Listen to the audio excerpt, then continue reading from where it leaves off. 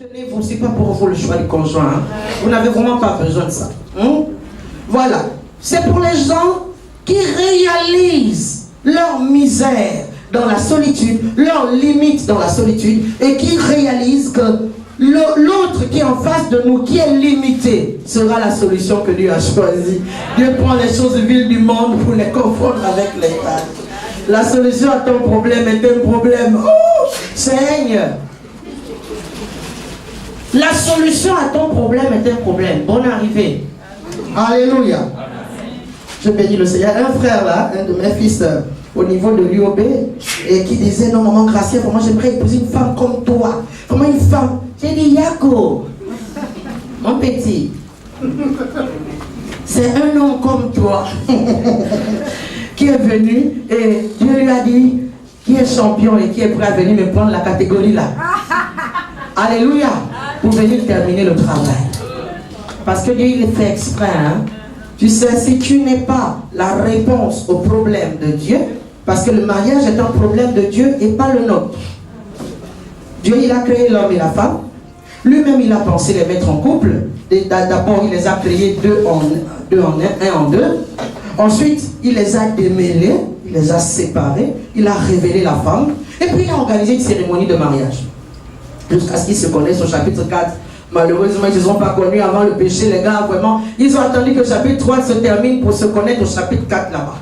Hein? Alors que peut-être qu'ils auraient eu un gosse dans la sainteté. Bref, bon, on va revenir là-dessus.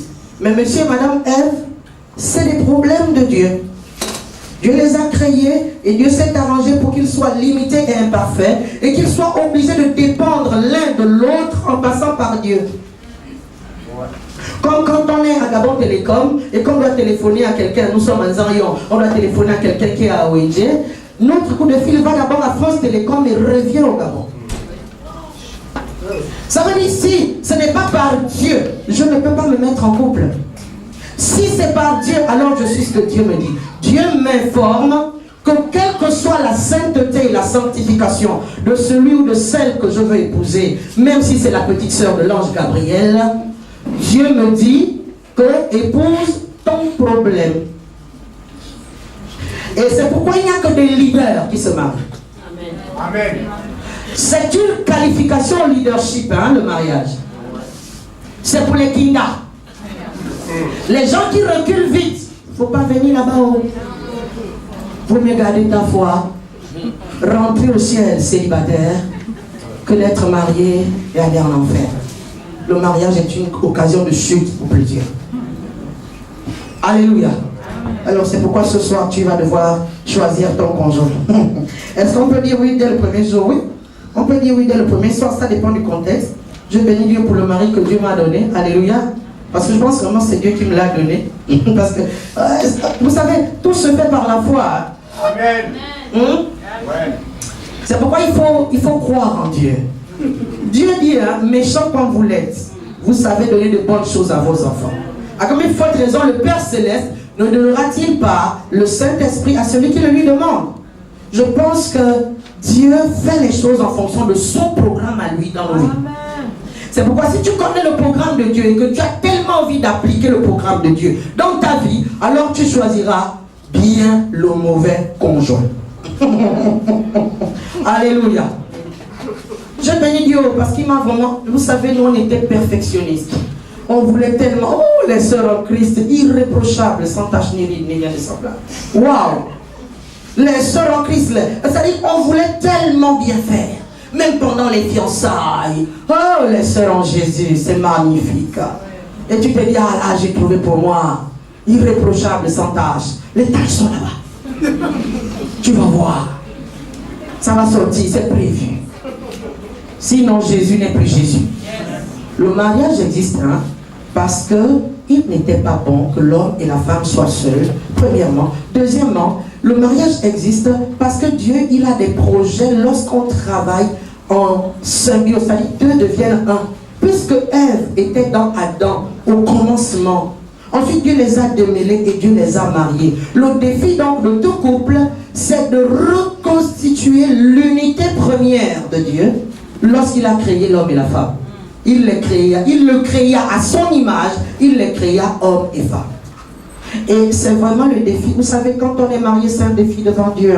Si vous voulez vraiment vous marier, vous faites une bonne chose parce que le Seigneur en a besoin. Je veux dire, dans ce pays, dans lequel nous sommes, on a beaucoup plus besoin de personnes qui sont en famille que de personnes seules. Parce que les personnes seules, il y en a beaucoup. Elles ont déjà bâti le Gabon pendant 50 ans. Les personnes seules ont déjà suffisamment bâti le pays pendant 50 ans. Maintenant, peut-être que les mariés peuvent prendre le relais à partir de la prochaine génération. Amen. On a besoin de famille. Alléluia. Je vous ai parlé du mariage traditionnel basé sur le mérite, du mariage ecclésiastique basé sur l'idéal. Ce ne sont pas de bons modèles. Tu veux choisir ton conjoint, prends le modèle biblique. Le modèle biblique est objectif. Il est réaliste. Et il réalise qu'il n'y a que Dieu pour nous aider à être heureux à l'intérieur du foyer. Il n'y a que Dieu pour nous aider à communiquer. Quand vous êtes frères et sœurs en Christ et que vous êtes liés au tronc qu'est Jésus-Christ, vous vous entendez très bien. C'est merveilleux. Mariez-vous. Alors vous rentrez dans ce qu'on appelle la tour de Babel.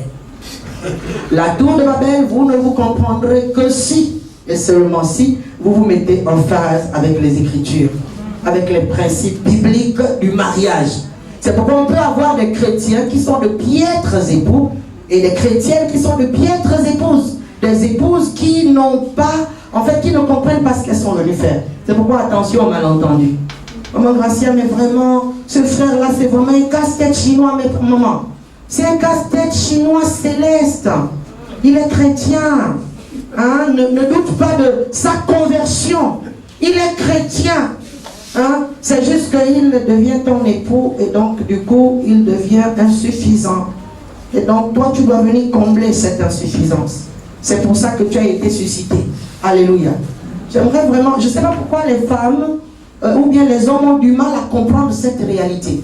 C'est-à-dire, tu ne viens pas au mariage pour te reposer, tu viens pour travailler. Quand tu aimes les congés, ne te marie pas. Voilà. Et tu te reposeras en Jésus qui t'embauche dans le mariage. Alléluia. Parce que le repos existe, la joie existe.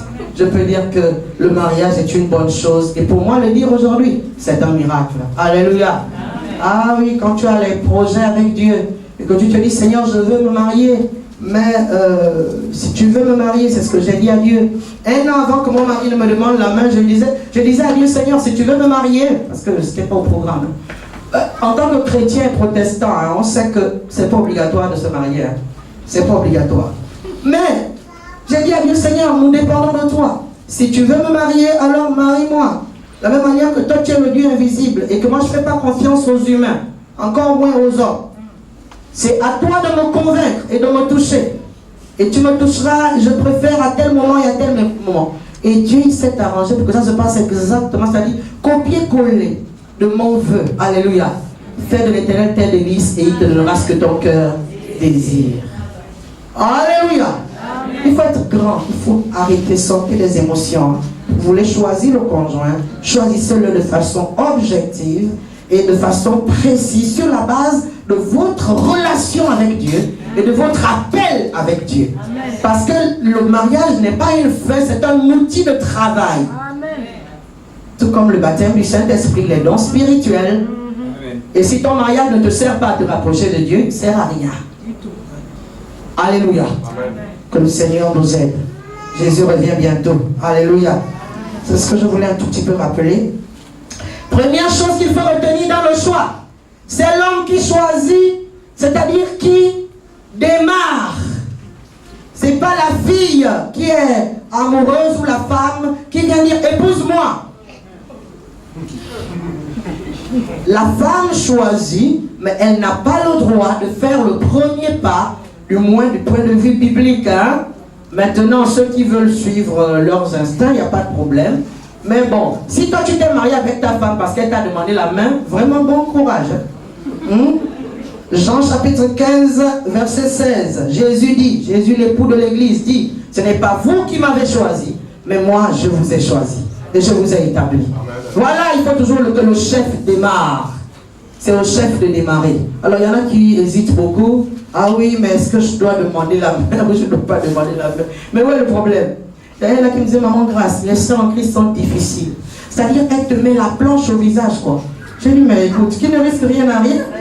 Gagnons en temps. Tu es convaincu que non, la sœur là, elle me regarde. Depuis que je lui fais les clins d'œil et les jeux de phare, elle a l'air d'être intéressée. Mais pour être sûr, demande-le lui. On gagne en temps. Tu es en train de vieillir dans l'église, en train de terminer ta vie, en train d'avoir les cheveux blancs dans l'église. Pourquoi tu préfères dans l'imagination de tes prophéties à 2 balles que de lui demander directement, coucou ma soeur, en fait, voilà, je t'aime et tout ça. Est-ce que tu veux bien m'épouser? C'est simple, hein? Puis elle te dit non, je ne veux pas. Ok. Sans rancune, bon courage, voilà. On gagne en temps. Et je dis à quelqu'un ce soir, arrête de tourner autour du pot là. Arrête de tourner autour du pot. Aimer, ce n'est pas un péché. Vouloir se marier, ce n'est pas un péché. Garde aux évangéliques. Alléluia. Se marier, c'est biblique et c'est de Dieu. Comme être célibataire dans l'abstinence, c'est aussi biblique et c'est de Dieu. Amen. Alléluia. Donc quand tu veux te marier, tu n'es pas en train de te cacher comme une petite souris, en train de faire les choses, voilà. Non, c'est légitime lorsqu'on a un certain âge de vouloir se marier. Qu'on soit un homme ou une femme. Mais je dis, qui fait le premier pas, ben c'est toujours l'homme. Pourquoi? Parce que c'est lui le commencement. C'est toujours le père. Parce que le mot familia, la famille en hébreu, signifie la maison du père. C'est pourquoi le mot parent aussi a la même racine que pater, que père. Donc, être parent, a priori, c'est d'abord le père. Et donc, c'est au père de démarrer. Ah non, mais Ruth était partie se coucher au pied de Boaz. Arrête, Ruth est partie se coucher au pied de Boaz. Après l'invitation de Boaz, Boaz l'a d'abord invité à manger. Elle a répondu, elle est partie au restaurant avec Boaz, ils ont mangé. Hein? Elle n'a pas compris seulement les codes de séduction chez les Juifs, elle ne comprenait pas ce que le vieux papa voulait. Et c'est sa belle-mère Naomi qui lui a montré en fait le décodage de ce geste, de cette invitation, de cette générosité. Mais sinon, c'est Boaz qui s'est renseigné avant auprès des moissonneurs. C'est Boaz qui est allé demander que Ruth vienne manger à sa table. Donc il y a des gens qui sont ce qu'on appelle des peureux. Des peureux notoires, ostentatoires, des peureux. J'ai dit, t'as peur là, ça va pas aller loin. Et ce que tu fais avec les soeurs, c'est pas bien. Tu joues avec leur cœur. Hein? Oh, vraiment, la fille, vraiment le mari que tu auras la chance. Hein? Oh, vraiment, tu prépares bien. Oh, ce que tu fais est merveilleux. Hein? Oh, arrête de tourner autour du pot, qu'est-ce que tu veux? Tu es très jolie ce matin. Merci, c'est tout?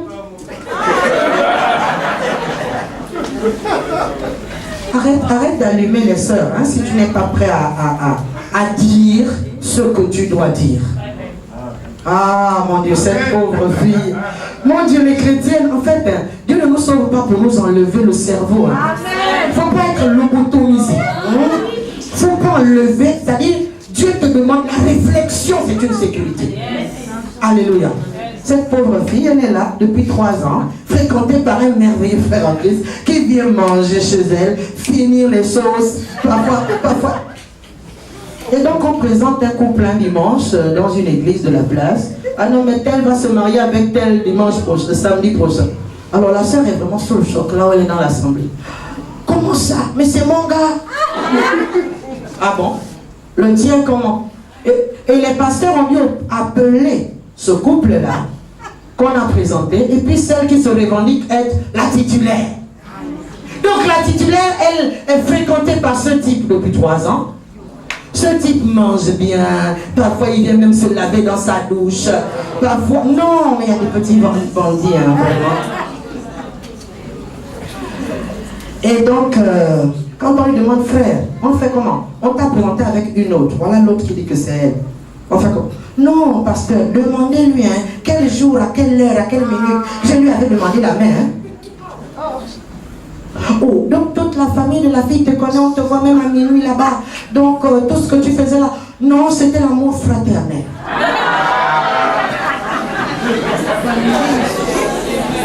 C'est pourquoi nous allons voir, premier cas, l'homme naturel. Et j'aimerais que tu comprennes ce que c'est que l'homme naturel. L'homme naturel, c'est le premier Adam. C'est l'échoué. Parce que le deuxième Adam, c'est qui? Jésus-Christ. Alléluia. l'homme naturel, il est comme Adam, le premier homme.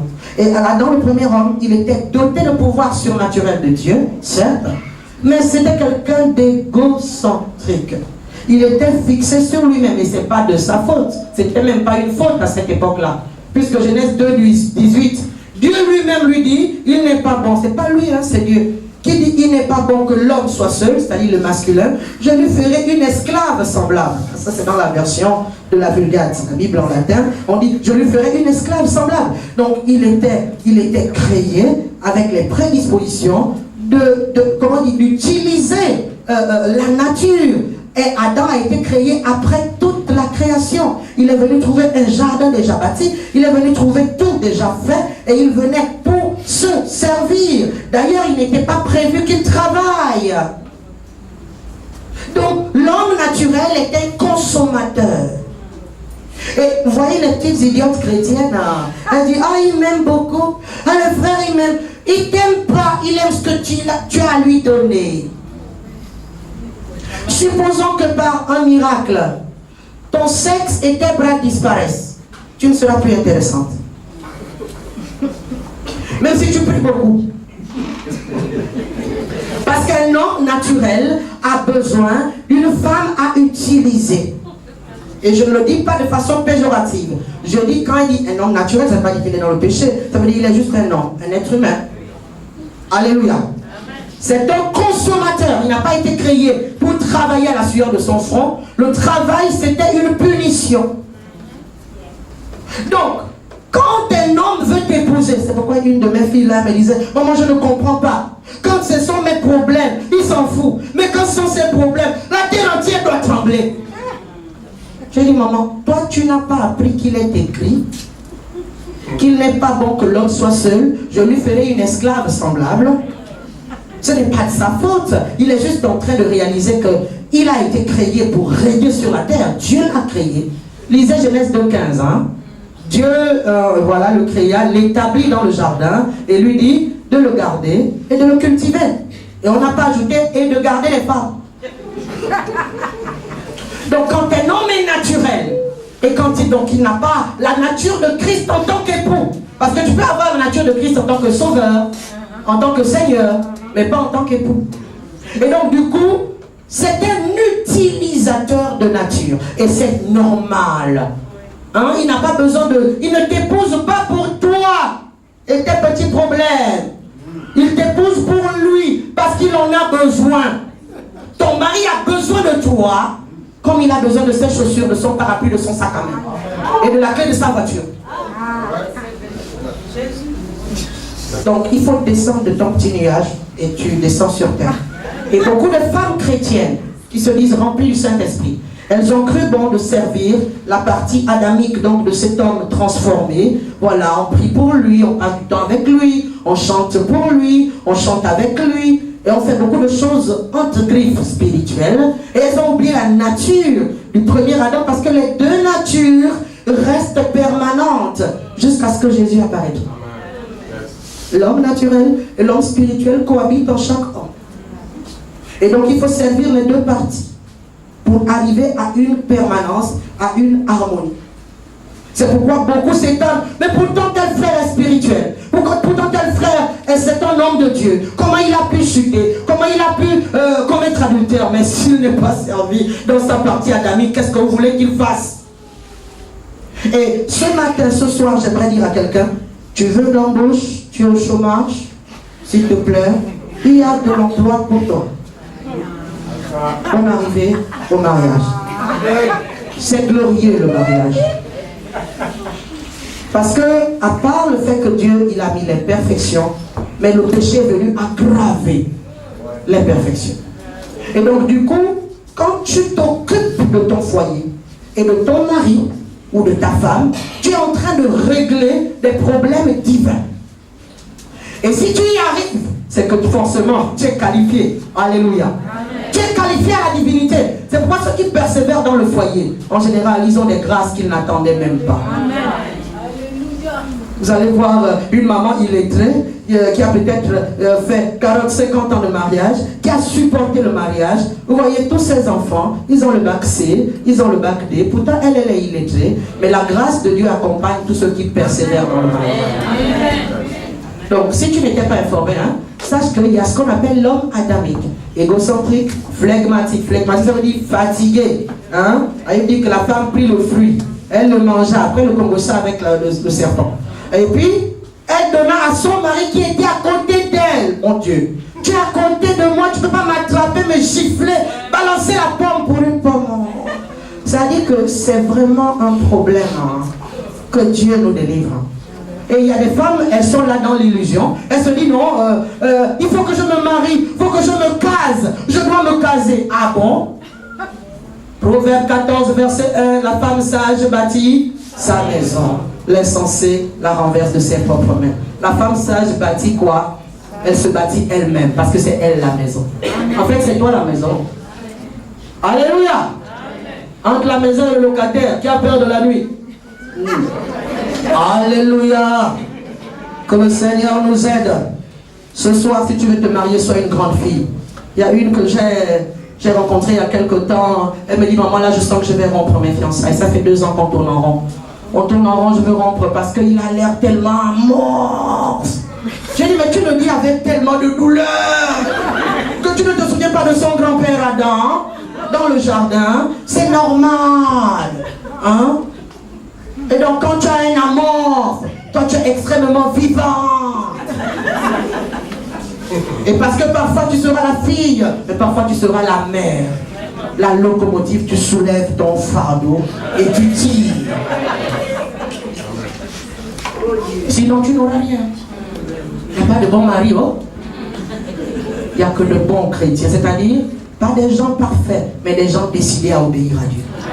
Quand la révélation leur parviendra, ils obéiront.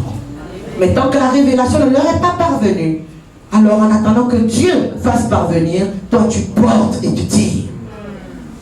Alléluia. Que le Seigneur nous aide.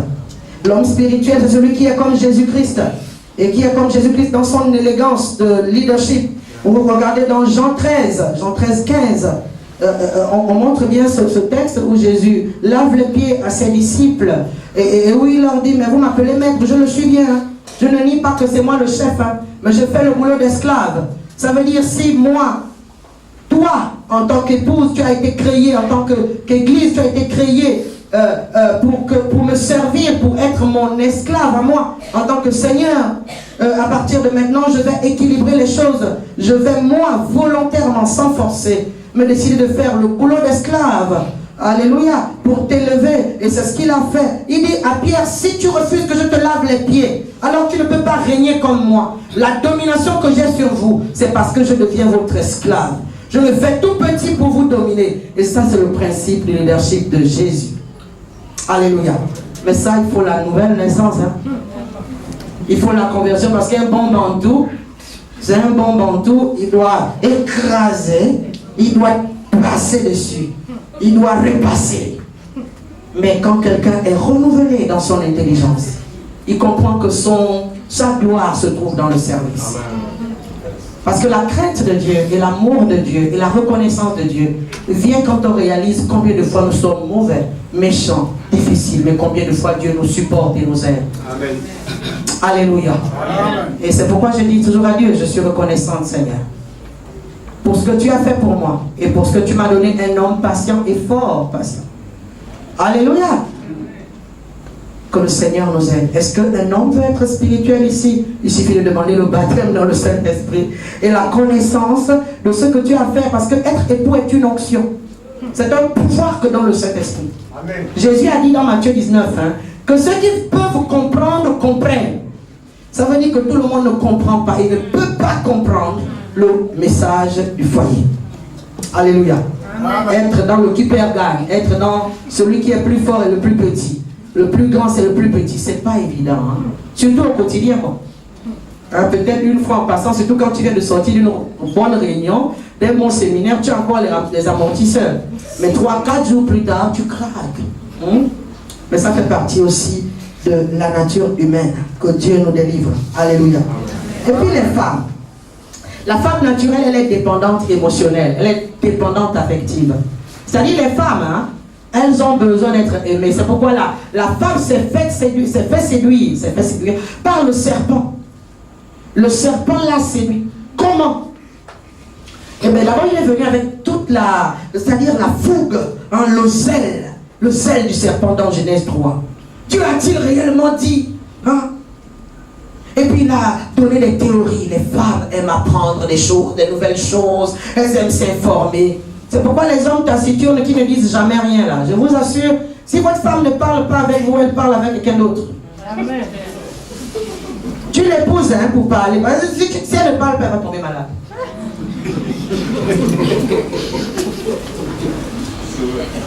Le serpent a séduit Ève parce qu'Ève était dépendante affective. Et les femmes naturelles sont comme ça. C'est-à-dire, elles attendent pour avoir leur valeur que tu fasses ceci ou cela. Si tu n'amènes pas les chocolats, les bonbons, les bisous, et encore qu'en tant que bon bantou, on ne connaît pas les bisous. Mais on va apprendre à cause du Seigneur. Parce que c'est écrit, hein. Alléluia. Que ta main gauche m'embrasse, que ta main droite, voilà. Donc, les mains, ça sert à quelque chose, hein. Les frères, les mains, ça sert à quelque chose. Les femmes naturelles sont difficiles. Deuxièmement, elles ont, comme je disais hier, un programme, un logiciel d'imagination. Oui. C'est-à-dire, dès qu'il y a quelque chose, et c'est pourquoi il faut faire attention à ce que tu lui dis, et à tout ce que tu poses comme acte. Parce qu'il y a un frère là, il aimait trop cracher. Trop cracher. Donc la sœur, elle pense que non. Là, il croit que moi, je sens mauvais. Non. Le frère salive un peu trop. Bon.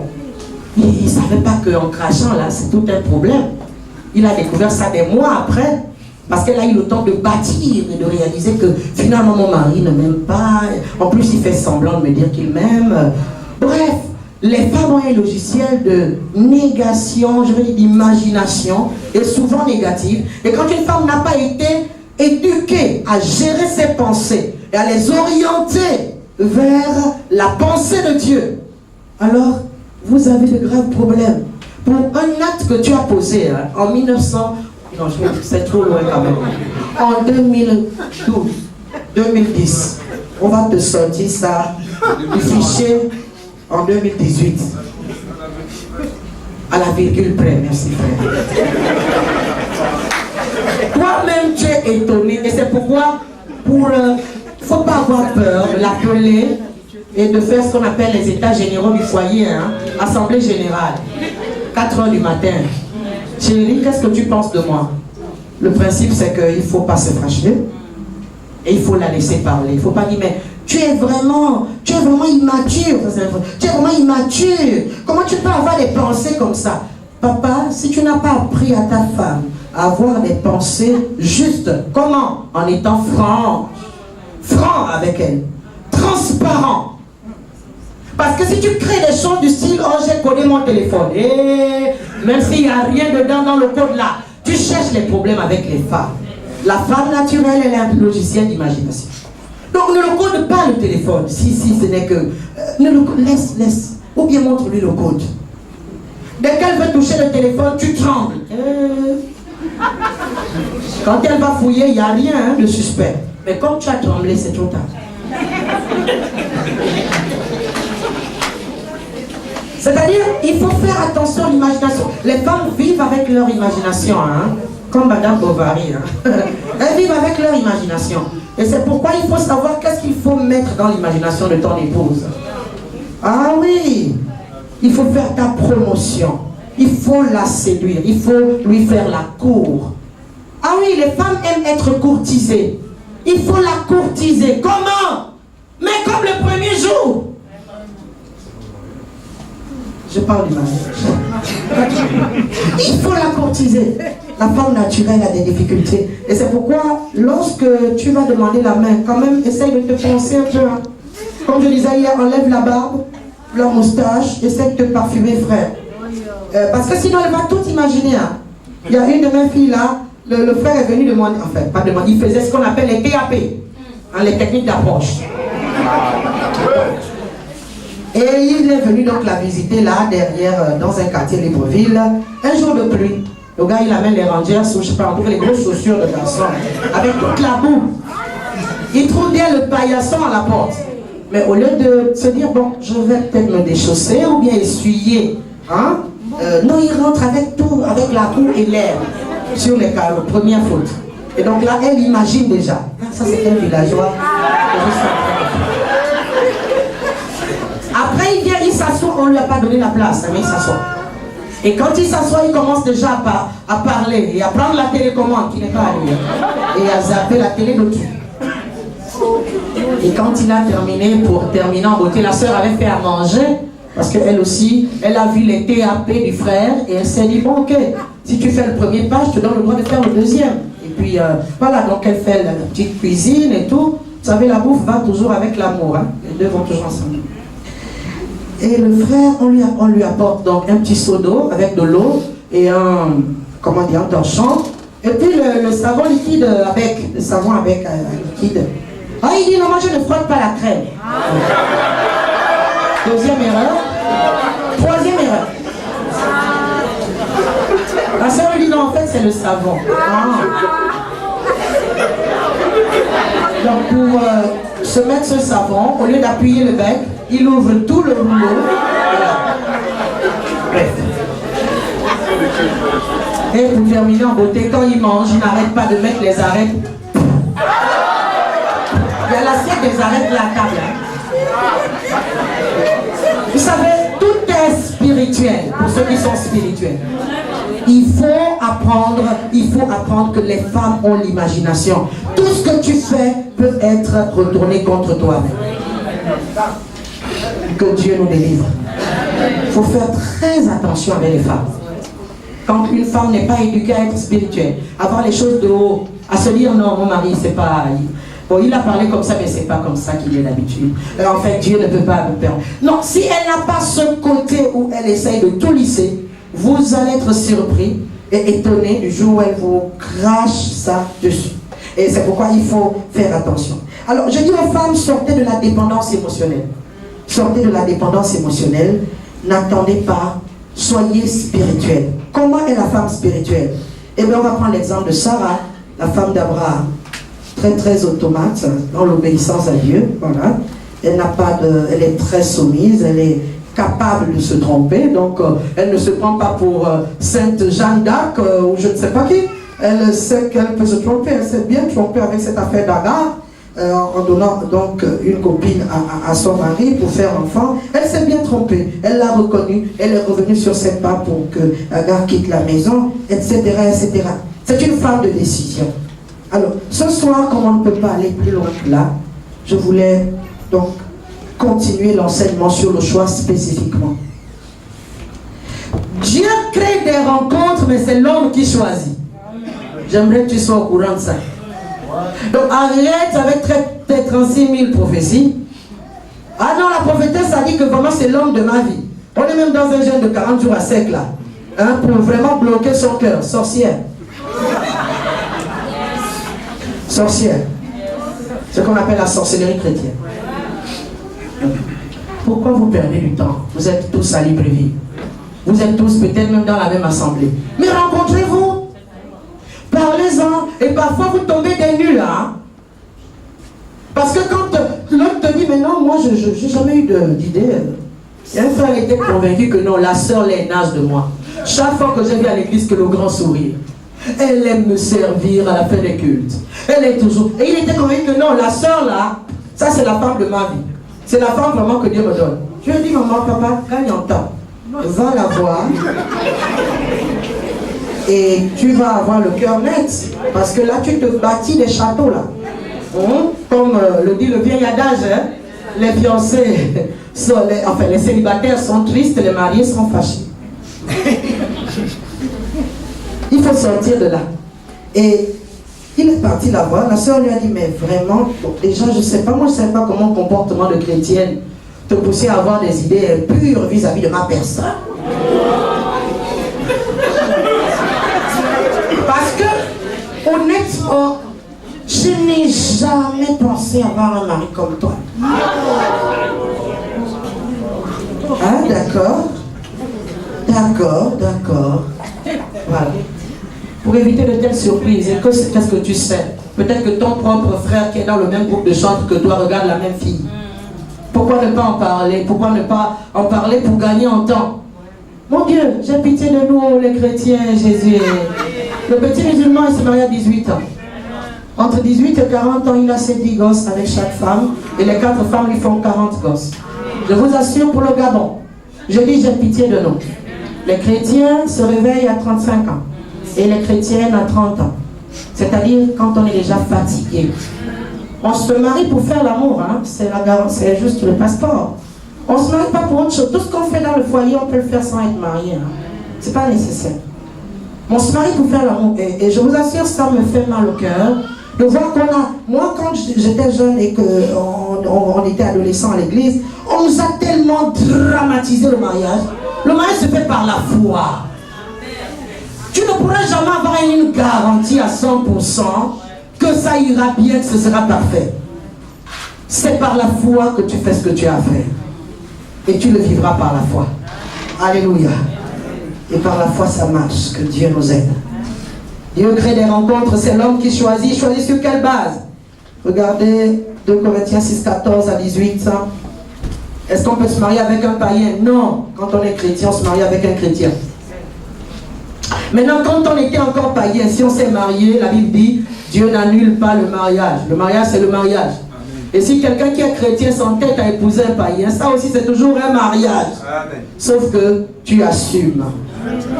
Quand tu souffriras, l'Esprit de Dieu te dira bon courage. Il ne te dira jamais divorce. Amen. Parce que lorsqu'on ne peut pas mélanger les chiens et les chats, lorsqu'on ne peut pas faire 10 kg plus 10 km, il vaut mieux ne pas s'engager. Amen. 2 personnes ne peuvent pas marcher ensemble si elles ne s'accordent. Car quel point commun, quel lien y a-t-il entre la lumière et les ténèbres, entre Christ et Bélial, entre le temple de Dieu et les idoles? Donc, Dieu appelle celui qui n'a pas Jésus, la Bible appelle celui qui n'a pas Jésus, les idoles. Donc, tu vas épouser une idole? Non.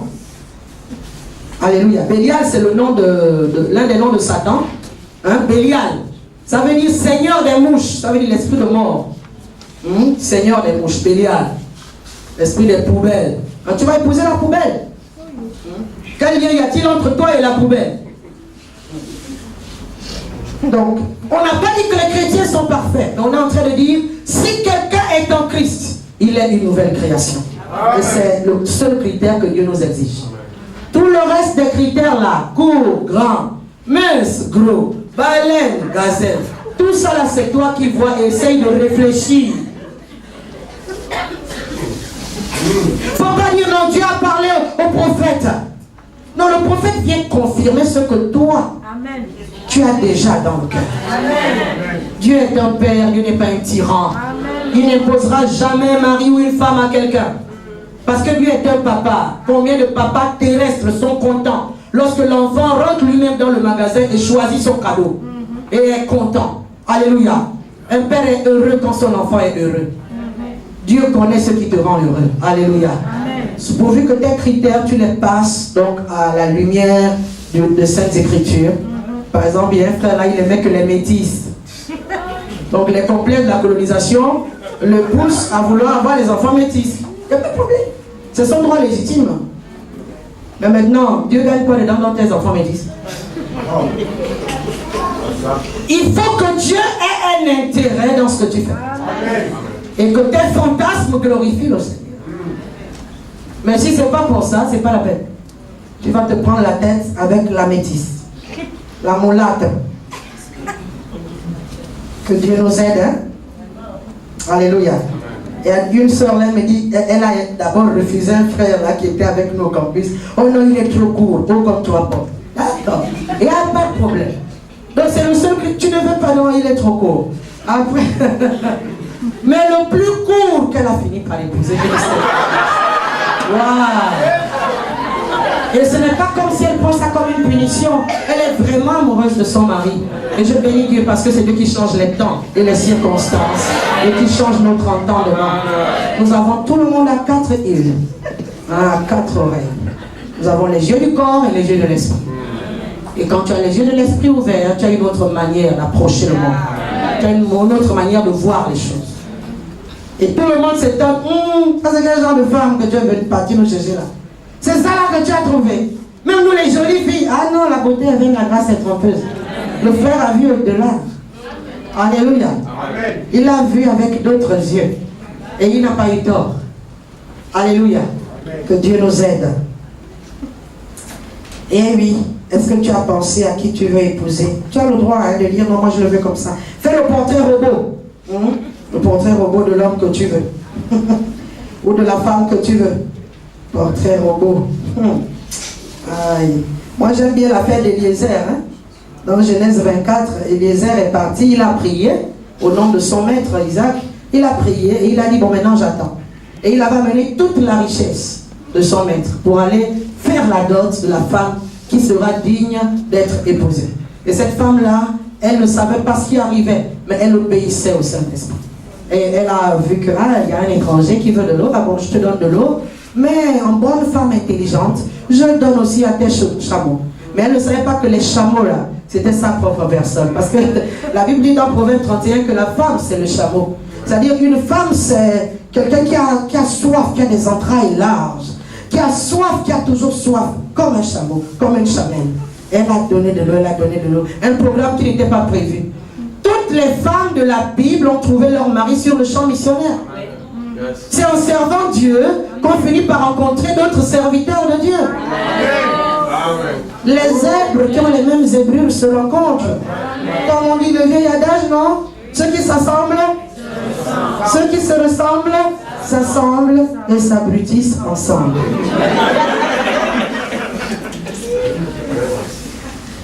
Que Dieu nous aide. Qu'est-ce que tu veux? Tu veux de cet homme? Ah oui, mais tu as le droit d'en parler avec ton Dieu. Pourquoi les filles, les sœurs en Christ, et je veux dire les grandes sœurs en Christ, les sœurs, les mamans en Christ, quand elles arrivent dans la prière, que Seigneur descend avec ton onction, laisse ça. Parle de ton vrai problème à Dieu. Parle de ton vrai problème à Dieu. Dis à Dieu, Seigneur, moi je le veux, ce type. J'ai fait mes investigations, il est libre, il n'a pas de fiancé, il n'a pas de femme, je le veux. Parle-en avec Dieu. Et demande quand même son avis. Dis à Dieu, Seigneur, qu'est-ce que tu en penses? Et Dieu va te donner les codes, et Dieu va te donner les codes. Et il va te dire, vas-y, dis une parole, prophétise. Toi-même, c'est à toi de parler. Seigneur, je le veux. S'il vient maintenant, je dirai oui. Parce qu'il faut t'attendre au mariage pour qu'on t'épouse, bon sang. Si tu ne t'attends pas au mariage, tu seras étonné. Le frère, il y a une là, elle me dit, maman, grâce dans le frère, la façon qui m'énerve. Pourquoi? Oh non, parce qu'il vient, il aime toujours montrer ses grosses dans la cantine. Oh! Pourquoi tu dis ça? Le frère est tout le temps souriant. C'est normal. La Bible dit, réjouissez-vous toujours dans le Seigneur. Mais peut-être que c'est aussi ses appels de phare. Parce qu'on répond à un sourire par un sourire. Du moins quand on s'attend à se marier. Et tout le temps, le visage est bloqué comme la galette qui a dormi chez le mari. Le visage est bloqué. Comment veux-tu, qui est fou, qui est fils de Dieu est fou, pour venir épouser une fille, une femme fermée? Une femme qui ne donne pas envie. On la salue avec emphase. Bonjour. Bonjour. Oh. Une femme qui ne donne pas envie. Le zèle nous précède. Quand tu es zélé, alors l'autre comprend que sa présence te fait du bien. Et il a envie d'approcher encore plus. Mais si tu es Robocop, Mrs. Robocop. Robocop. Julien, c'est quoi? Ça dépend. Quand on dit la grâce est trompeuse, ça ne veut pas dire qu'elle mène forcément à la mort. Ça veut dire en tant qu'humain, on a besoin de sentir quelqu'un qui est prédisposé. Si tu n'es pas prédisposé, il n'y aura personne. Et il faut en parler avec le Seigneur. Amen. Si tu n'arrives plus à être féminine, parce que dans notre génération et dans notre monde d'aujourd'hui, et même à cause des liens ancestraux, il y en a qui ont panthère, il y en a qui ont des choses qui les transforment en masculin. C'est-à-dire, toi, Physiquement, tu es une femme, mais dans ta tête, tu es psychiquement masculin. Et ça, ce sont aussi les conséquences de la masturbation. Hein. C'est une déformation, c'est l'une des conséquences, pas, mais c'est une des déformations de la masturbation, c'est de changer aux gens les genres. Et de pousser donc les garçons à ressentir des fantasmes de femmes et donc à s'efféminiser parce qu'ils vont... Et puis les filles, ben, à passer du temps à se sentir voilà, comme des mecs. Et donc c'est difficile dans sa tête d'être simplement gracieuse. Et quand on t'appelle, tu dis oui, je suis là, je suis la servante du Seigneur. Qu'il me soit fait selon sa volonté. Alléluia. Le jour où mon mari m'a demandé la main, on était au campus. Pavillon B.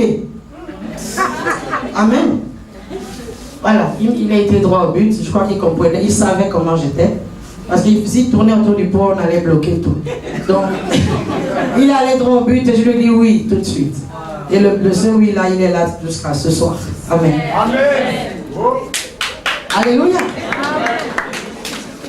Il faut être prédisposé. Alléluia. Ah Seigneur, il y a tellement de choses. La Vierge Marie. Est-ce qu'on peut lire Ésaïe 62, 5? On va commencer par parler de cette affaire de virginité parce que pour les hommes c'est vraiment difficile. Dans le grand marché mondial des femmes et des femmes chrétiennes, ils ne savent plus à quel sens se vouer et qu'est-ce qu'il faut choisir comme femme. Et dans Ésaïe 62, verset 5, il dit comme un jeune homme s'unit à une vierge, ainsi tes fils s'uniront à toi, comme la fiancée fait la joie de son fiancé. Ainsi tu feras la joie de Dieu, de ton Dieu. En fait, une fiancée normale fait la joie de son fiancé. Quand une fille te procure la joie par sa compagnie, quand tu aimes bien sa compagnie, ben c'est un bon signe. Ça commence bien. Et ici, on parle de virginité, on ne parle pas de virginité physique seulement, mais on parle de virginité spirituelle. Si quelqu'un est vraiment né de nouveau, voilà quelque chose qui peut t'attirer en tant qu'homme. N'épouse pas une charnelle, n'épouse pas une chrétienne hypothétique, épouse une chrétienne qui se confirme, c'est-à-dire pas celle qui chante beaucoup ou qui prie beaucoup, mais celle qui est prête à te perdre toi à cause du Seigneur. Les adoratrices du mariage, il ne faut pas les épouser. Je dis à tous les hommes ici, c'est les femmes qui sont prêtes à mourir parce qu'il faut qu'elles se marient. Elles sont prêtes à brader leur propre salut parce qu'elles veulent se marier. Ne les épousez pas. C'est celle qu'on appelle les sangsues. Elle vient pour vous sucer, pour vous détruire. Parce qu'elle vivra aux dépens de vous. Une épouse doit vivre aux dépens du Seigneur. Amen. Parce que la femme qui sera louée, c'est celle qui craint l'Éternel. Pas celle qui craint son mari. Le mari est craint à travers la parole. Mais si c'est directement, un jour tu vas craquer. Et tu vas abandonner la crainte. C'est pareil pour la femme. La femme est aimée à travers le Seigneur. Mais si c'est directement, un jour tu vas craquer. Et tu vas abandonner. Que le Seigneur nous aide. Alléluia. Amen. Donc que les filles travaillent, que les femmes travaillent leur vie avec le Seigneur. Que les hommes sachent voir qui est né de nouveau et qui n'est pas né de nouveau. Et évidemment, quand tu n'es pas chrétien, c'est pas difficile, hein? Tu peux devenir chrétien en 2, 4, 6. Tu as la foi, tu confesses, Seigneur Jésus, je te reçois dans ma vie. Tu le dis avec tout ton cœur. Tu dis, Seigneur, pardonne-moi pour mes péchés. Puis c'est fini. Le sang de Jésus qui a coulé à la croix te lave à l'instant où tu le dis. Et c'est terminé. Et tu commences une nouveauté de vie. Tu as des capacités de dire non au mal. Tu n'es plus condamné à faire le mal. Amen. Devenir chrétien, c'est pas difficile. Hein? Alléluia. C'est pas difficile. Les jeunes filles, la jeune fille oublie-t-elle ses ornements? Est-ce que la fiancée oublie sa ceinture? La ceinture, c'est le symbole de la vérité. Le symbole qui protège sa vie. Une fille doit pas être pointue comme la pointe. Une femme doit être réservée. Amen. Ouais, parce que si tu es tout le temps blé, blé, blé, blé, blé, blé, maman Ève, blé, blé, blé, qui est fou pour venir te confier sa pauvre petite fille que tu risques de mettre dans l'Union en première page dans le magazine du coin. Donc il faut être discrète. Les hommes ont besoin de cachettes parce que les femmes sont des maisons. Alléluia. Aleph, ça veut dire le bœuf, elle tire la charrue. C'est la femme. Genèse chapitre 30, plutôt Proverbe 31 verset 10. Proverbe 31 verset 11. Elle est également bête. Bête c'est la maison. La femme, c'est la maison. Elle protège, elle sécurise. Donc une femme qui se sent déjà en insécurité, qui est tout le temps, en fait, trop émotionnelle, trop émotive. Les émotions sont bonnes, hein, parce qu'il faut être féminine. Mais il ne faut pas être dépendante. Si elle ne sait pas affronter, ça va être un peu difficile de la choisir comme femme. C'est difficile. Le foyer, ce n'est pas pour les femmes qui, pendant qu'elles pleurent, elles s'abandonnent. Quand une femme normale pleure, elle continue à avancer. Alléluia. Marie ayant été fiancée, Matthieu chapitre 1, verset 18 à 24. Je ne vais pas lire les textes, mais Marie a été fiancée à Joseph. On dit bien, elle était fiancée à Joseph avant qu'ils eussent habité ensemble. Quand on a dit déjà oui, vous êtes fait l'engagement, vous avez, le frère a demandé la main, l'homme a demandé la main, et la fille a dit oui. Beaucoup de personnes me disent, mais est-ce que c'est pas un peu fou? Et pourquoi ne pas s'étudier d'abord? Oui, c'est important, mais on ne s'étudie pas en faisant l'amour. Faire l'amour, c'est déjà le commencement de quelque chose, et c'est pas bon de le faire si on n'est pas protégé par l'alliance. Et l'alliance, c'est pas le morceau de fer que je porte, l'alliance, c'est Jésus-Christ. Amen. C'est Jésus. Conformez-vous aux ordonnances du Seigneur, devant la loi, devant les parents, et Jésus-Christ sera de votre côté. Tout rapport sexuel est une activité spirituelle et doit être protégé par la présence de Dieu. Amen. Alléluia. C'est pourquoi Joseph n'avait pas encore touché Marie. Marie est tombée enceinte par la vertu du Saint-Esprit. Et la Bible dit qu'il ne voulait pas la diffamer. Dans les fiançailles, parfois il y a des problèmes. Les deux là, ils étaient fiancés, Marie et Joseph. Même Joseph n'a pas voulu humilier sa fiancée. Parce que les humiliations pendant les fiançailles font peur. Hein? Moi, je connais beaucoup qui ont abandonné leurs fiançailles. Il y a une qui me dit, maman, il est trop dictateur. Il est trop dictateur. Je préfère rester comme ça. Il est trop dictateur. Comment tu peux être dictateur alors que tu la veux? Toi aussi, vraiment réfléchis. Hein? Même les païens savent comment embobiner une femme. Pourquoi tu fais les choses où tu l'humilies alors que tu ne l'as pas encore consigné? Pourquoi tu l'humilies alors que vous n'êtes même pas dans le mariage? Elle va repousser le chemin. On n'appelle pas on est comment? Le chien avec le bâton à la main. Il y a une manière de parler à une femme. Et il y a aussi une manière de parler à un homme. Parce que quand une femme, une vraie Gabonaise, quand elle se chauffe là, pendant les fiançailles, tu crois que quoi? Machin, il y a même quoi? Tu as même quoi? Mais tu lui parles comme ça, il va t'épouser quel jour? Tu ne réfléchis pas. Tu ne veux pas te marier. Il faut parler doucement. Tu veux quoi? Tu ne regardes pas la fin de l'histoire avant de parler. Avec la femme sage, réfléchis avant de parler. Amen. Pendant les fiançailles, il ne faut pas diffamer l'autre. Il ne faut pas exposer l'autre. Surtout ceux qui s'attendaient à la perfection. Et quand ils voient les premiers défauts là, parce que ma fille qui avait le frère qui faisait les TAP et qui est venu cracher au salon, les arrête partout sur le tapis, je lui ai dit qu'attends, c'est pour ça que tu veux le refuser. Oh oui, j'ai dit mais non, mais tu sais que c'est réglable. Hein, tu sais que peut-être les gens de musique là, peut-être il y a peut-être une difficulté, on va voir comment arranger. Peut-être qu'il ne sait pas. Peut-être qu'il ne sait pas.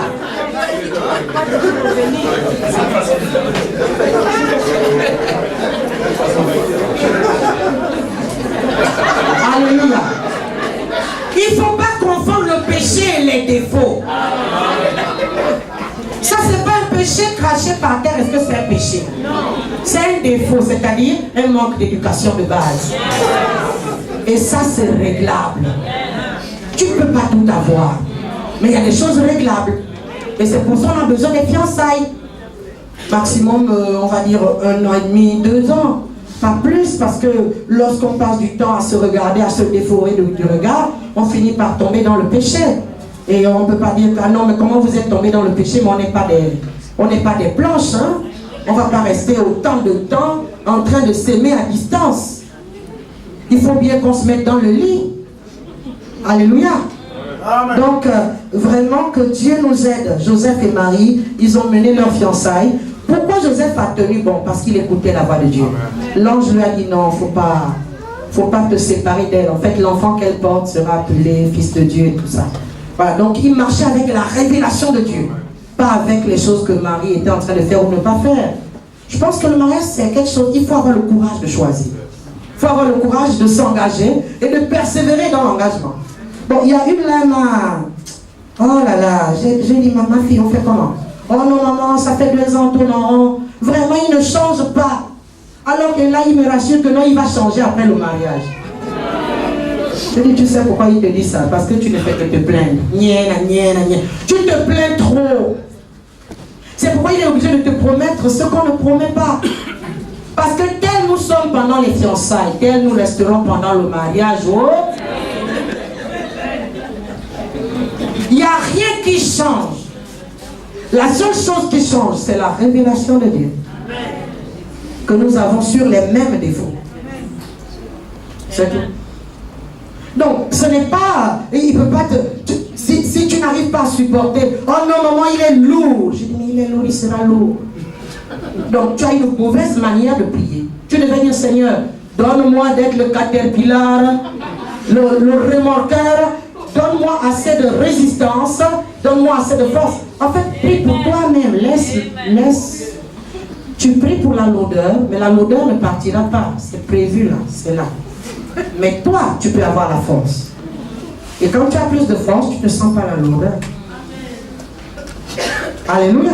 Amen.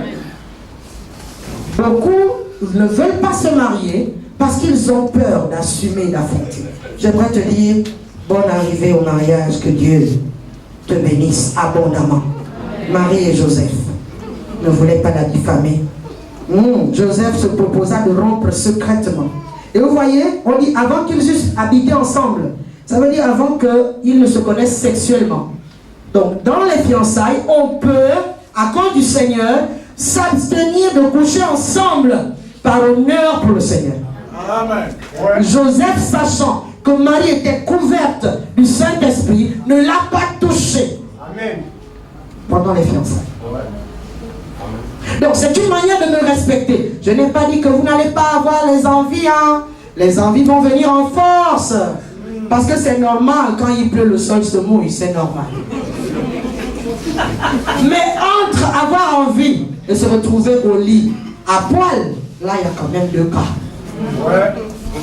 Que Dieu délivre le déshonneur, que tu as, en fait, pour son nom, parce que c'est pas pour l'autre, mais pour son nom.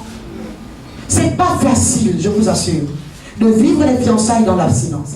Mais même quand vous tombez, répentez-vous et recommencez l'abstinence. Jusqu'à ce que vous vous mariez. Alléluia. Amen. J'ai déjà parlé du mariage traditionnel. Il faut tenir compte, nous sommes au Gabon. Que quand tu choisis une femme, tu ne la choisis pas, vous n'êtes pas à 2 sur une planète seule à l'église.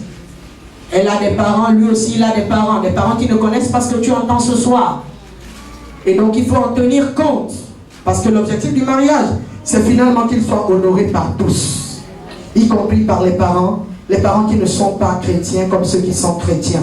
Ceux qui sont chrétiens qui comprennent, ceux qui ne sont pas, qui ne comprennent pas. Tous doivent honorer. Il faut éviter de frustrer les gens. Alléluia. Lorsque vous êtes une famille recomposée, c'est-à-dire l'autre a eu des enfants avant, il faut en tenir compte, il faut en parler clairement. Il faut dire à l'autre, voilà, j'ai tant d'enfants.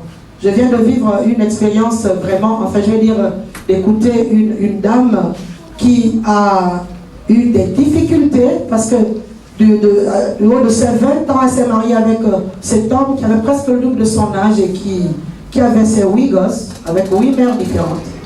Et qui attendait donc son mariage pour récupérer tous les enfants venus de 8 éducations différentes. Donc elle a pris le fardeau pour elle par amour. Elle a élevé ces enfants-là pendant plus de 10 ans de mariage. Et donc les premiers qui étaient venus à la maison à 14 ans, ils ont maintenant 25-30 ans aujourd'hui. Mais dernièrement, il y a quelques mois en arrière, tous les derniers enfants qui étaient à la maison, ils se sont mis à bastonner sur la marâtre. Parce que la marâtre a insisté qu'une d'elles aille vider la poubelle le soir. À force d'insister, bon, les enfants adolescents, ils sont venus, ils ont donc allumé la marâtre. Et cette pauvre dame, le mari n'étant pas là, parce qu'il a un boulot de nuit, cette pauvre dame a eu sa vie sauve rien qu'avec l'intervention du B2. Parce que c'était vraiment grave. Chacun prenait le pilon, le mortier et tout et tout. Ouais. Et vraiment, elle était dépassée parce qu'elle ne savait pas que l'enfant né dans le mariage était donc sodomisé pendant toutes ces années par ses grands frères, ses demi-frères de même père, dans la maison. Elle ne le savait pas et tout ça s'est sorti sur place. Et quand c'est comme ça, je lui ai dit, maman, tu ne peux pas te suicider. Ouais, tu as le droit de te retirer un coup, mais pas de te suicider. Parce qu'il n'est pas normal de se suicider. Mais il y a des problèmes difficiles. Lorsqu'on a une famille recomposée, il faut s'entendre avant. Il faut tomber d'accord avant. Il faut mettre les conditions avant. L'enfant qui nous respecte et qui nous rassemble, on le garde. Celui qui a un problème pour notre union passe avant. Parce qu'on peut avoir le mariage sans enfant. Ce ne sont pas les enfants qui font le mariage. Alléluia. Donc ça aussi, j'aimerais vraiment encourager quelqu'un ce soir. Je suis en train de sauter. Il y a une dernière partie que je voulais faire sur le vécu des fiançailles. Voilà, c'est là. Donc, quand tu vis les fiançailles, il ne faut pas dépasser certaines clauses. Par exemple, il faut connaître l'autre dans son milieu, dans sa famille. Il faut savoir, parce que quand tu épouses un fils de Nganga, Misoko, Buti, il faut en tenir compte. C'est de cette culture que cette femme ou que ce monsieur vient. Et même s'il est chrétien, même si, tu vas devoir coopérer et vivre avec certaines personnes. Il faut tenir compte de la famille. On n'a pas dit qu'on ne peut pas épouser un fils de bouddhiste, mais il faut en tenir compte. Pour prier avant, pour choisir avant, comment tu devrais te comporter. Devant la belle famille, on ne fait pas n'importe quoi. Par exemple, tu es un futur beau-fils, il y a des choses qu'on fait. On sait que les Bantous, ils aiment le gain. Donc quand tu arrives chez les beaux-parents, ce n'est pas les Alléluia que tu amènes là. Hein? Voilà, tu ne dis pas Alléluia, bonjour papa et maman, non. Hein? Tu passes, tu prends la pelle, tu nettoies le dos de la maison, tu essayes de voir ce que tu peux. Ah oui, c'est comme ça la tradition. On pouvait s'en débarrasser, mais tout le monde n'est pas chrétien, tu n'es pas au ciel. Et donc il y a le langage de l'amour de chaque culture. Si tu veux qu'on t'accepte, montre que tu les aimes. Alléluia. Il y en a qui parlent beaucoup. Ah maman, mais qu'est-ce que tu veux? Je n'ai pas les moyens. Donc il faut que... Non, si tu n'as pas les moyens, ne te marie pas, parce que les Bantous, ils aiment l'argent. Les Bantous aiment l'argent. Si la mère de quelqu'un, le père de quelqu'un, tu ne lui as jamais donné même 1000 francs. Maman, prends le jus. À manière, elle va mal parler de toi là. 2 ans de fiançailles, même pas un coca. Pourquoi? Parce que tout enfant bantou est un placement. La valeur de l'enfant dans notre société traditionnelle est une valeur marchande. Je ne le dis pas négativement, je dis vraiment, tel qu'on le conçoit dans notre société traditionnelle, l'enfant est un moyen de s'enrichir. D'ailleurs, la polygamie était établie pour ça. Pour que plus on a des enfants, plus on a des ouvriers dans les plantations, et plus le rendement est grand. Nous sommes des hommes d'affaires.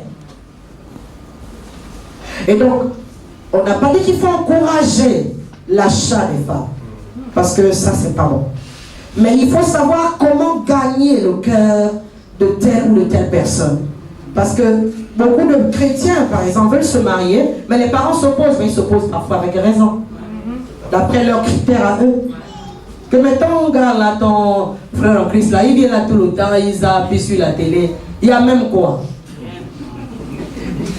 Il a même vu le caniveau qui est plein là à côté de la maison. Il ne peut pas prendre la pelle pour essayer de vider l'eau. Il ne connaît pas, ici là on n'a pas l'eau, au cas là, on n'a pas l'eau. Il ne connaît pas lui donner les bidons, je ne peux pas puiser. De la même manière que tu honores tes parents, tu dois honorer tes beaux-parents. De la même manière qu'une femme honore ses propres parents, elle doit honorer ses beaux-parents. Et honorer les beaux-parents chez les Africains, c'est aller faire le ménage.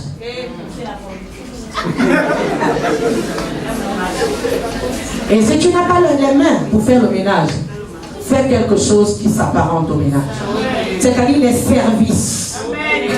C'est ce qu'on appelle honore. Ton père et ta mère et tu seras béni, tu auras une longue vie et tu vivras heureux. Ça c'est important hein, pendant les fiançailles. Quand vous arrivez à bénir vos parents et vos beaux-parents, pendant que vous êtes fiancés, votre mariage réussira. Parce que tout le monde vous connaît, tout le monde vous aime, tout le monde voit que vous avez le sens de la responsabilité. Et être responsable, c'est précisément aussi s'occuper de ses charges sociales. Bon, on ne t'a pas aussi envoyé maintenant épouser, parce que quand tu épouses une femme, c'est ta femme à toi, pas la femme de ta famille. Okay. Ça, c'est le point de vue biblique. L'homme quittera. Le point de vue traditionnel, l'homme restera attaché à sa famille et s'attachera à sa femme et ils seront tous ensemble dans la belle famille. Ça, c'est la version traditionnelle. Donc, il faut pouvoir faire une synthèse de 200 péchés. Il faut pouvoir honorer les parents sans les laisser vous téléguider. On ne peut pas non plus dire qu'on est chrétien, on fait ce qu'on veut et on s'en fout des parents. C'est pas normal. C'est légitime d'honorer la femme qui a donné le sein à ton épouse. C'est légitime d'honorer le père de ton mari, la mère de ton mari. Alléluia. Il y a des belles filles quand même difficiles. Hein? Mais qu'est-ce que tu aurais eu? Tu aurais eu le goût que tu as là si elle n'avait pas accroché son nom.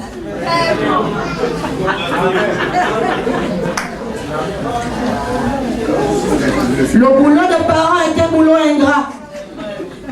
Nous donnons tout à nos enfants pour qu'à leur tour ils aillent donner tout à leurs épouses et à leurs époux. C'est pourquoi soyons parents pour le Seigneur et non pas pour les enfants. L'enfant dans tout est endetté, il est endetté. Les parents revendiquent. Si tu es sorti de mon ventre là, je vais voir là où ta femme là. Et on bloque les maternités, on bloque les... Et vous savez, il faut faire très attention. C'est pourquoi là, Jésus a dit, on va trancher. Rendez à César ce qui est César. Et à Dieu ce qui est à Dieu. Amen. Alléluia. Alors, les organisations de mariage des chrétiens. Ah, les temps ont changé. Oh. La crise, elle est mondiale.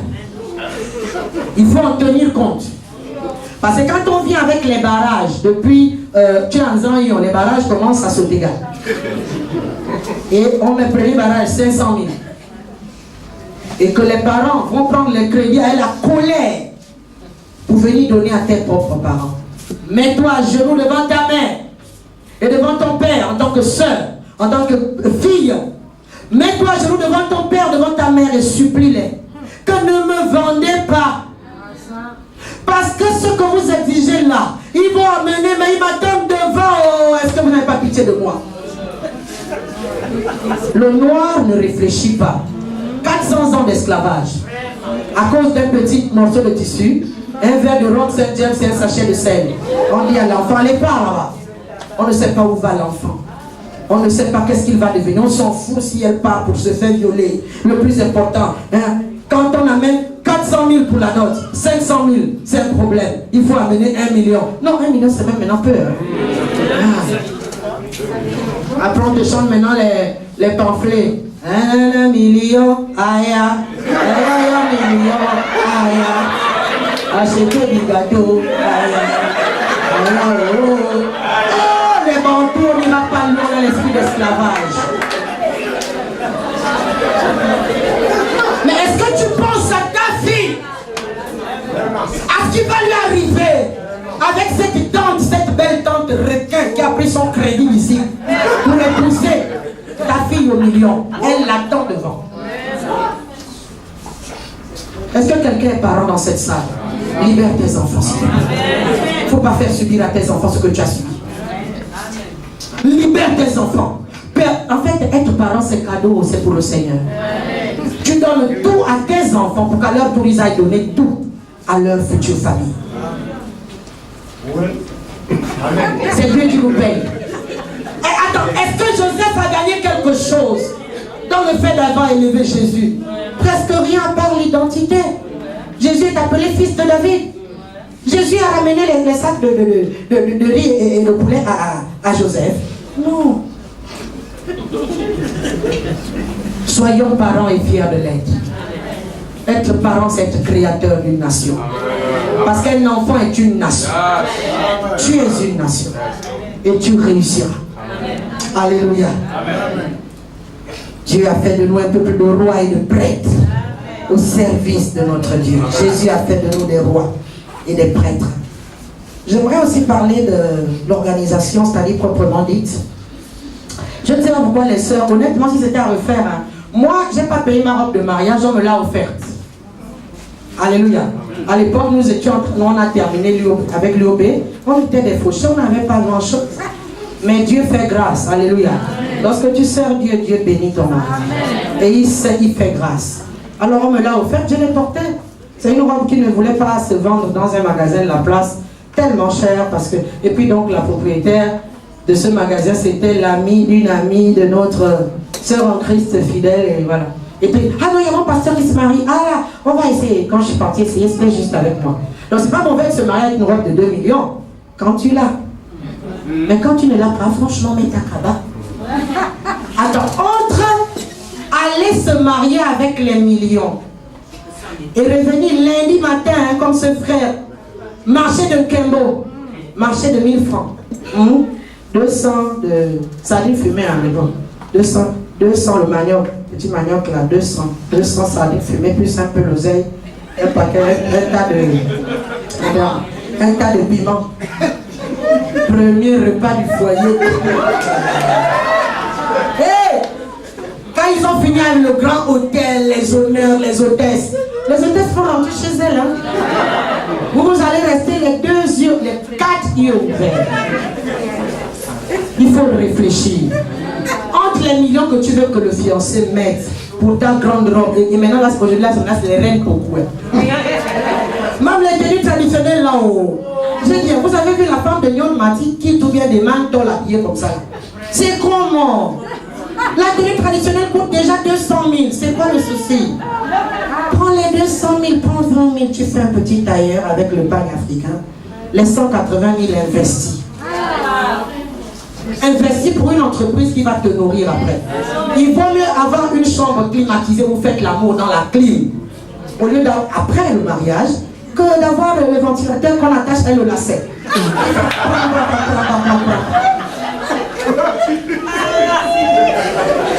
La pauvreté est une mentalité. Et les femmes aiment compliquer le problème de l'organisation du mariage. Rééduquons nos parents. C'est pas parce que j'ai fait mes filles que je vais m'endetter pour marier ma fille. Je l'ai déjà nourrie, élevée. Comment je vais encore prendre un crédit? Parce qu'il faut le service traiteur pour que ces beaux-parents ne nous méprisent pas. Si tu l'as aimé, tu l'as trouvé dans un trou, tu viens l'épouser dans ce trou. Et donc on prépare comme d'habitude. 2, 3, voilà.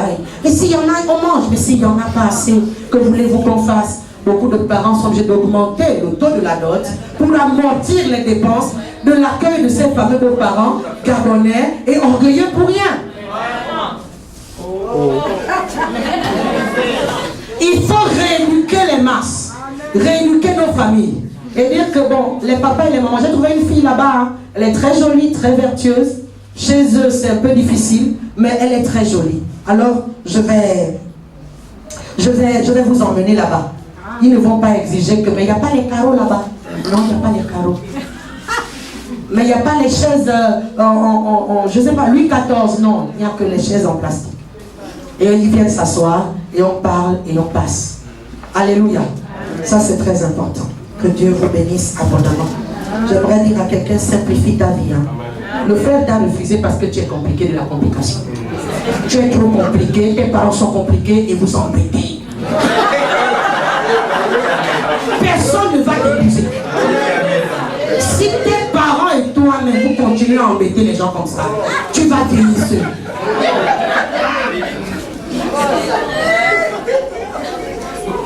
Mes beaux-parents sont venus avec beaucoup de marchandises il y a 17 ans et ils ont amené 500 000 et quelques trucs pour les grands-parents et tout. Je suis bien mariée, je suis stable. Le million ne rend pas heureux. Si tes parents compliquent ta vie, aide-les à ne plus compliquer ta vie. Alléluia.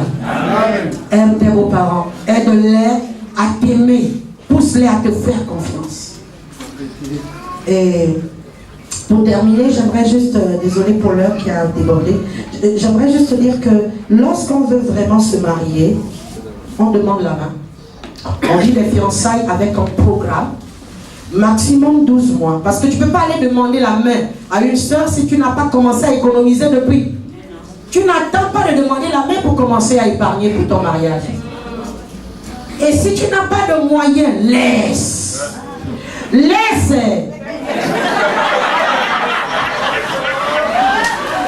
Par contre, en tant que Gabonais, quand les parents demandent, ils travaillent, la fille dit non, non. Pour un Gabonais, travailler, ça veut dire être au bureau. Non. On peut ne pas être embauché quelque part, mais avoir de l'argent. Non, Seigneur. On peut ne pas être embauché quelque part, mais avoir de l'argent. Alléluia. Tu peux vendre ta connaissance. Tu fais des cours de soutien. On a notre frère qui s'est marié à l'époque. En deuxième année, il s'est marié. Alléluia. Donc l'argent, le billet de 10 000 n'a pas de couleur. Hein. Quand tu l'as eu en tant que manœuvre et en tant que fonctionnaire, c'est pareil. Donc tout ce qu'on veut, c'est que tu aies de l'argent. Si tu n'as pas d'argent, tu ne peux pas. Parce qu'on n'épouse pas une femme pour l'amener encore dans la maison des parents. Il faut être chez vous. Et quand on vient de se marier, on ne prend pas les gens au foyer. Amen. On s'embrouille d'abord seul là pour s'adapter. Donc si tu voulais peut-être collectionner les gens, attends. Stabilise d'abord votre relation. Parce que finalement, toute la Bible, c'est une vie de relationnel. Toute la Bible nous apprend à être dans les relations. Et il faut d'abord aider. Embrouillez-vous d'abord vous deux là. L'autre dit, ah mais tu as le munganga, l'autre dit, tu as le kolos. Et après vous allez apprendre, oh non mais tu es jolie, voilà, regarde tu es beau, voilà. Les choses vont commencer à évoluer tout petit. Alléluia.